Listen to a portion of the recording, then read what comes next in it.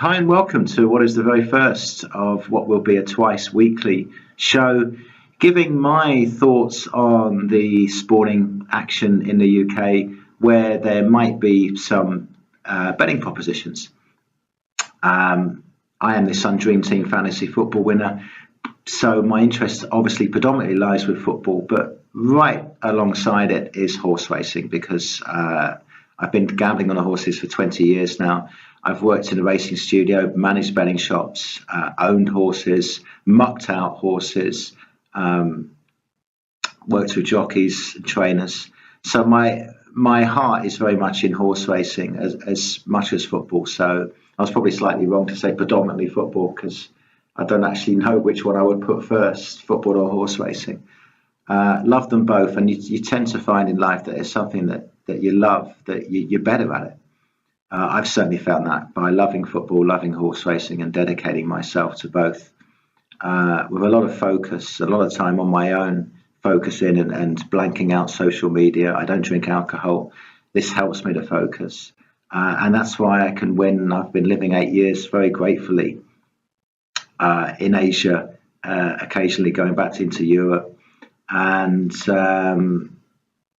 without actually having to work. So I think it's time really to pass on some of the ways that I managed to do that. And obviously the major way is by betting, but passing on not just the thoughts that I have, but sometimes as we get into this, hopefully how I come to those thoughts and decision making. And this is of course a free service, so there's nothing I'm getting from this financially. And it's really about trying to give you something that I've been receiving now for a number of years. And without further ado, before I tell you my life story, let's actually tell you what I fancy this weekend. And I'm going to start with the horse racing, actually. There's 3 races that I think are worth a small bet in each, nothing substantial. So just taking a look at those now, 12:20 is the opening race at Newbury. It's a mare's novice hurdle. It's a listed race. It's a good quality field. Just the 6 runners, and the front 2 in the market were 2 horses that I backed last time out. Both won, so I'm very grateful to them. And it's very difficult to know in a situation like that. Well, not so much know, but kind of like put one horse out of your mind, even though it served you well, if that makes any sense at all, which it probably doesn't, come to think of it. But anyway, so La Bagarrois is the one of the 2 that I fancy most that's running tomorrow. The other one is Dusky Legend.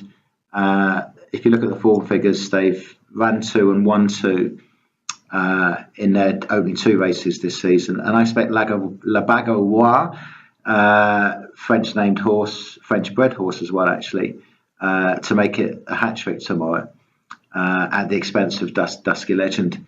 Now then, the price of La Bagarrois is around about 11 to 10, 5 to 4. For me, I'm not majorly interested, but I like an interest. For me, that's probably £100 win. If £100 is your maximum, then it's certainly not the kind of stake I would suggest. I would suggest perhaps in that case maybe a £20 win bet. Now moving on to the second race of the day. It's not a betting proposition at Newbury, but there is a beautiful horse, fantastically exciting chaser running, and of course that is Thistlecrack. He's not a betting proposition at 1 to 5, 1 to 6. But if you love racing like I do, and you want to also gauge what chance he's got for the Cheltenham Gold Cup, which of course is in March next year, then we're going to learn a lot more about him tomorrow, because he's jumping. I saw him first time out in his first race over the bigger obstacles, top quality hurdler of course, and he jumped a few big and bold and he stood right off them, and you certainly want to be doing that at full racing pace, which is what you're going to get in the Cheltenham Gold Cup, because if you're slightly off with your timing, you're going to have a mishap. Tomorrow should be a case of a learning experience for him, not a betting proposition as I said, but certainly a viewing proposition. So please, if you get the opportunity, watch that, enjoy him, and then you can head on to the next race, which is a betting proposition. It's the 1:30 at Newbury, not a major betting proposition. But an interest for me, I'm not quite sure what I'm going to go on this. Probably £20 a each way or something like that. So if your hundreds again is your top max bet, then I would suggest a fiver each way. As I said, there's nothing really strongly I fancy this weekend. It's just really a case of getting this show off the ground and learning from it in terms of broadcasting and what I'm going to give you and many other things that I don't know what I'm going to learn about just yet. The horse, anyway, in the 130 at Newbury is in the rough, trained by John Joe O'Neill and ridden by Barry Geraghty. And he's around 7-1 in the betting. Now, it's a 17-runner race, so all the top bookmakers are paying out first four places, so it's definitely each way. And if he comes fourth at that, you're getting 7-4, so he's still making a little bit of money. And it's a good chance he could win. Consistent horse, has been second, fourth, first and third in his four races this season. So if any of those four races were paying out first four, you'd have got something back. Obviously, this is a much better race, but I think he's got a good chance of filling one of the first four places. And if he wins, then that's a bonus. With something like this, I'm kind of like expecting him to get a place. So it'd be very disappointing if he didn't get in the first four. But don't forget, it is Newbury. They're going to be going some clip tomorrow. And it's a good field. 2 miles 6 as well, so it's going to be quite tested.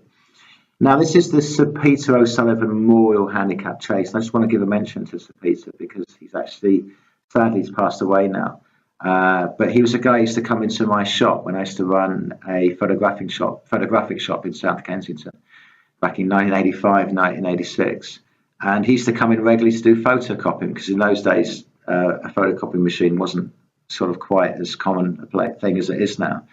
And I just want to mention he was a truly lovely, wonderful gentleman, extremely gracious. People say these things about people when they die, but he really, really was lovely, wonderful man. And he's worth the mention on my very first show because he treated me and everyone around him in the shop with courtesy and decency, as you would expect from any human being, but especially from a celebrity. He was just patient. It didn't matter how long he had to wait. I didn't even want to charge him, and he insisted he paid. And it's funny, when he walked in, people thought the radio was on because he said a few words, and everyone looked around and said, "Oh, is that Peter O'Sullivan doing a talk on the radio?" And there he was actually standing in the shop, and someone actually looked at the radio and looked round and thought, "Oh, he's actually here," which was quite amusing. So lovely man, sorely missed, as they say, but genuinely sorely missed because I actually knew him and experienced his warmth. So let's move on now to the one race at Doncaster, which I want to look at. And I don't actually have a horse for you, but I'm just going to mention two that it should be between. And it's Melodramatic and Manila Rebellion. Not really much point in telling you that when I can't pick the winner, but I really want to tell you this because it's more about the race. This is the National Hunt Novices Hurdle. They're great races to bet in because all the horses are off level weights. It's not a handicap. And these races tend to throw up good horses in the future. So you tend to find that horses run 2 or 3, 4 wins on the trot in these novice hurdles. And I think there's 2 horses in this that are going to possibly knock up a sequence. The 2 horses that I've just mentioned. Which one's going to win tomorrow, I'm not too sure, but I'll probably have a better idea tomorrow, but that'll be too late. But look at these races for betting propositions. I certainly stay away from the handicaps in major betting. We've got a handicap race, obviously, for the each way bet. But generally, if you want to make your money, I certainly make more money betting on races where the horses are carrying the same amount of weight. So novice hurdles, for example, fit into that category. Now then, this was going to be a 5-minute slot and it's moving up to 10. So very quickly then on to the football. Again, no major bets on the football tomorrow, though I want to look at a game actually, I say tomorrow, but I actually want to look at a game on Sunday, which is Arsenal against Bournemouth. Bournemouth, by the way, are a team very underrated. They are managed by the guy that I think should be the next England manager, therefore he won't be. Less said about that, the better. Eddie Howe has taken them up from the bottom right to the top with little or no money. Tremendously gifted and qualified coach. And his Bournemouth side ran, I think, more player miles than the other team last year. I know Dan Gosling, the stat with Dan Gosling is he actually ran more than any other player in the Premier League last season, but he wasn't really worth a bet. Sorry, it wasn't worth putting into fantasy football teams because he didn't actually get you many points because he was the guy who would do a lot of the hard work, which didn't really, because he's a midfielder and a defensive midfielder, he's not getting points for being a defender, and he's not getting points. He doesn't score goals, and he doesn't really make assists. But he's kind of like the guy who makes the assists to the guy who makes the assists. But his effect in the game is tremendous, and that's testimony to the philosophy of Eddie Howe, of course, the coach. But it's not going to be. I kind of felt Bournemouth haven't beaten Arsenal yet. They didn't beat them in the last 2 games in the Premier League last season. Obviously, haven't played much before that. And I've got a feeling that Arsenal are going to be a side that has a consistently good run against Bournemouth. But obviously, there's no betting proposition tomorrow at Arsenal. But I think there's definitely a betting proposition in having an interest in Olivier Giroud. He's been off for a while with an injury, which he's fortunately now seems to be behind him. And since he's come back, he's played a couple of games, coming on a sub mostly and scoring. He scored against Paris Saint-Germain in the week, and he scored at the weekend, which I can't remember who it was against now, which is a bit daft because Arsenal was actually my team. So I just fancy him to get another goal tomorrow, and you're looking at, I haven't actually checked the prices, which I will do next time, but you're looking at to score a goal any time within the 90 minutes of around about 6-4, I would think, and that's certainly worth a bet. And if you fancy first goal score at 5-1, I think that's certainly worth a bet. £10, £20, that sort of thing. And the other thing I want to look at really on the football, and the final thing is Manchester City tomorrow. They keep on conceding goals, and they're going to a place, Burnley, which is pretty much a home fortress where most teams don't really come away with anything. I actually fancy a sneaky feeling that Man City might come away with a win and a clean sheet tomorrow. So if you can look at the bets at that, you're not actually going to get a bet on a clean sheet. So you could well get a bet on Manchester City getting more than 3 goals. So looking at the Asian markets, there might be something there. So summing up on the football, have a small interest in Olivier Giroud to score a goal. Small interest again in him to score the first goal in the Arsenal-Bournemouth match. Manchester City, take a look at what you can get for Manchester City to score 3 or more goals. That's certainly going to be a good price. Again, a small bet.